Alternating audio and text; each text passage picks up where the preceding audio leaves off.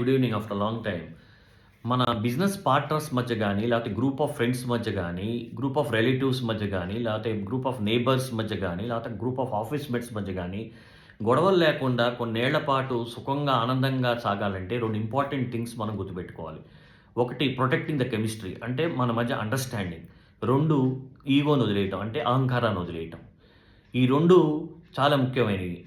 తర్వాత మిగతావి మన ట్రస్ట్ అంటే నా ఫ్రెండ్ గాని, మా రిలేటివ్ గాని అబద్ధం ఆడనని, ఎంపతి అంటే మంచి మర్యాద కలవాళ్ళని, 3 అంటే ఎలిఫెంట్ ఇన్ ద రూమ్ అంటే అన్‌కంఫర్టబుల్ క్వెషన్స్ అడగకూడదు. ఇప్పుడు వాళ్ళ ఇంట్లో వాళ్ళ అమ్మాయికి డైవర్స్ అయిందనుకోండి, అట్లాంటివి అడగకుండా ఉండటం.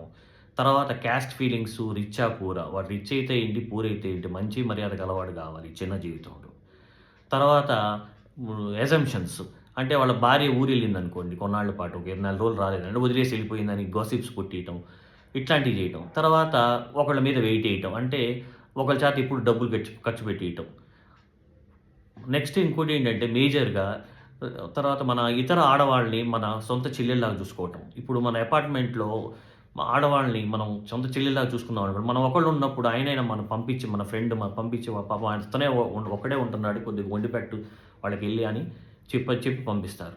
సో ఇయన్నీ చేస్తే మన రిలేషన్స్ బిజినెస్ పార్ట్నర్స్ మధ్య గానీ, ఫ్రెండ్స్ మధ్య గానీ ఎక్సలెంట్ ఆనందం ఈ చిన్న జీవితంలో ఆనందంగా గడపొచ్చు ఏ ఆటంకాలు లేకుండా. Thank you.